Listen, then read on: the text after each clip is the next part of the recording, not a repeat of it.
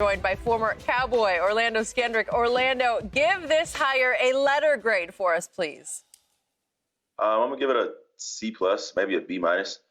Me and Sharpe talked about this before. When you get to hiring and giving people jobs based off of what they did in the past, I mean that's you get into like deep waters.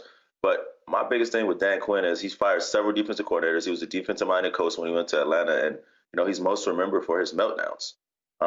Another thing with Dallas, they need to add some pieces. They don't have many secondary pieces. They need some interior defensive linemen, and they can add another linebacker. And I just don't know how much of that he can fix. He likes to play cover three. And years ago, when they brought cover three into the league with that match 3 with Seattle, they kind of took the league by surprise with Earl Thomas, Cam Chancellor, Rich Sherman, Brandon Browner, and they just don't have those pieces in Dallas. I gave it a C also because I don't know if people realize on the team that the guy they just fired a couple of years ago, Chris Richard was the defensive back coach. He ran the same system. Actually, this is Gus Bradley's system. It is. And I agree. Thank you for saying that because he originated. Right. Yes. Well, no, if you want to go back further, it's not Gus Bradley's system. But Gus brought it with cover one. Gus played the cover one, what we used to call it a little older. We called it cover one lurk. They call it cover one robber. And as you mentioned, you had Sherm, you had Cam, you had Earl Thomas. I just want to know who in Dallas is Bobby Wagner? Which one of the middle guys is Bobby Wagner? Jalen Smith is. He might got the same number, but that's where it stops.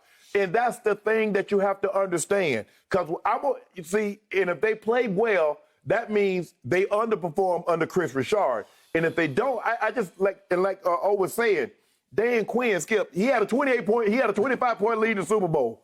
And you look at this, he had a 19-point lead against the Cowboys. He had a 17-point lead against the Bears. He had a big lead. He had a lead against the what? At some point in time, as O said, he's a defensive-minded coach, and his defenses keep giving up big leads. The same thing that you guys said about Mike Nolan. Last time Mike Nolan was the defensive coordinator, his teams did bad. He got a job. And by the way, that was also in Atlanta. Dan Quinn got a job based off of what? That was many years that he was the coach in Seattle, and those guys were in their prime. That's a prime Sherm. That's a prime Earl Thomas. That's a prime Cam Chancellor and Bobby Wagner and KJ Wright. We ain't got none of that there. We can take it a step further. They also had Chris Clemens, who was, he was great at what they asked him to do. They had Brandon Mebane. They had Red Bryant playing that strong side defensive end. You have to have big defensive linemen. If you want to play a one-gap defense, Sharpe, Skip, you know this. You covered it. You want to play a one-gap defense, everybody got to do their job. You got to have hellraisers. Yeah. So, Orlando, before we move on, who originated this defense? You didn't finish your point before Gus Bradley. Kiffin. It's an evolution of Monty Kiffin. Monty Kiffin brought the cover 2 into the league. No. No one could figure it out. But that's more Tampa. You talking about Tampa, too. Yeah. Oh, but Monty gave Gus Bradley his first job. Monty was the one who recommended Gus Bradley get the job for Pete Carroll. And then he took from playing cover 2, and then he started to use that 2-shell safety and drop them down and play cover 3. And then they got these big, long defensive backs from Seattle that can play these cover 3 zones because they can close these windows. They don't have those guys in Dallas. And you can play that coverage when you got Warren Sapp, Derrick Brooks, Simeon Rice. Yeah, you can play a lot. You can play whatever you want. Actually, everybody knows that Pete Carroll's a defensive mind. When Pete Carroll was with the Jets, he played a little bit of this one lurk, a little bit of this cover 3. Yep. Okay.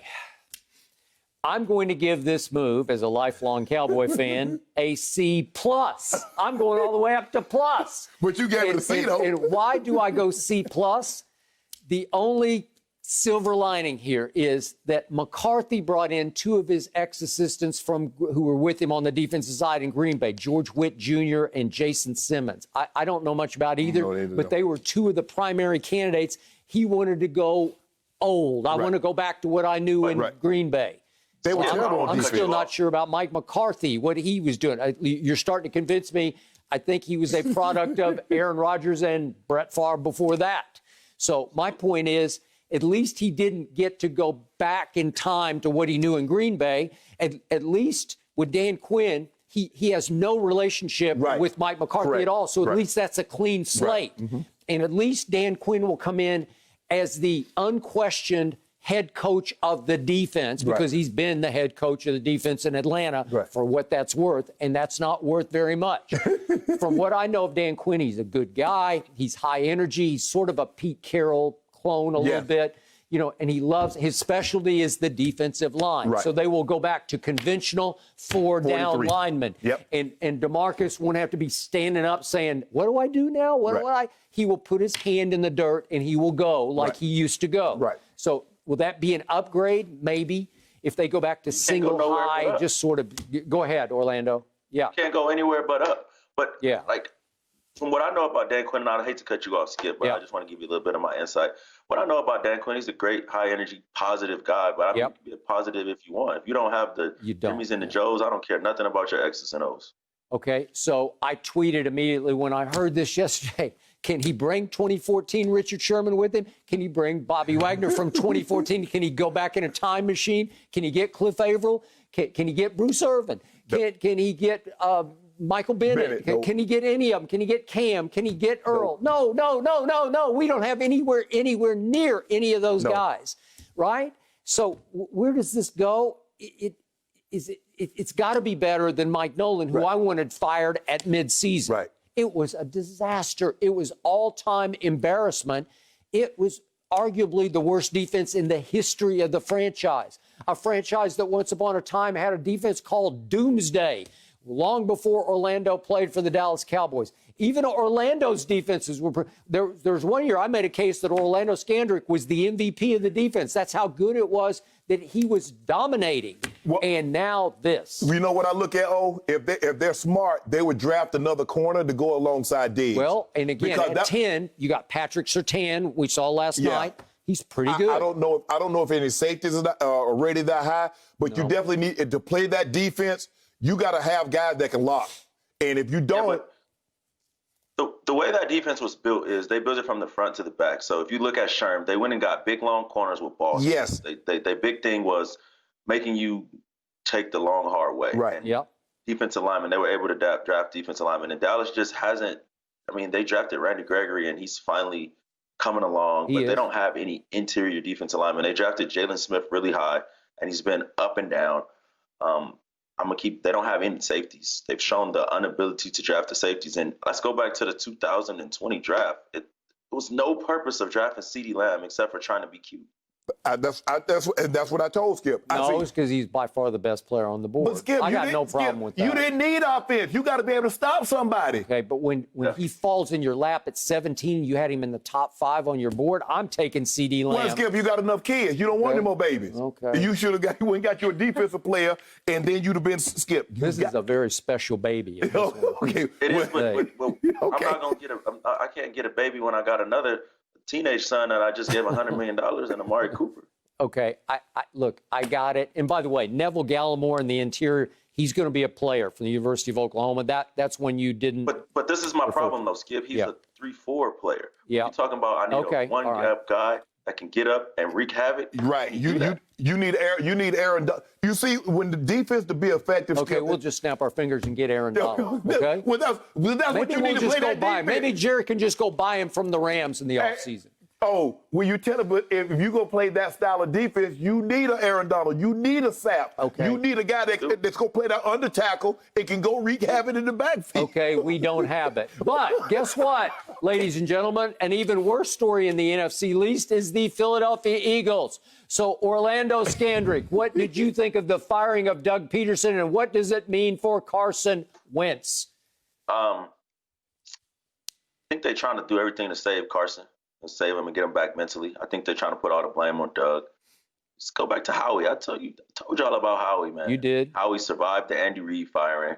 Chip move him over to the other side. You know, Chip have a little success. As soon as Chip struggled a little bit, he right there in Larry's ear. I told you. And he weasels his way back over to the head coach.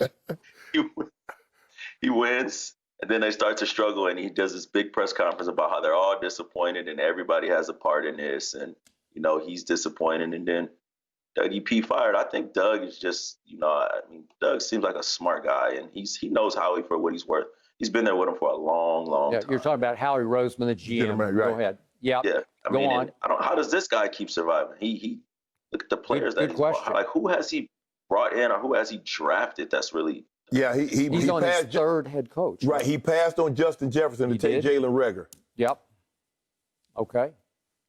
I got it. I felt for Doug. I thought Doug was a good leader, man. I thought Doug was you never heard me say anything not positive about him. I thought he was a great coach. I thought he was very positive and upbeat. And man, I know he'll land on his feet, but the Eagles, what direction do they go in? I've seen some reports that they might go after Lincoln Riley. I mean, they're a team that's older.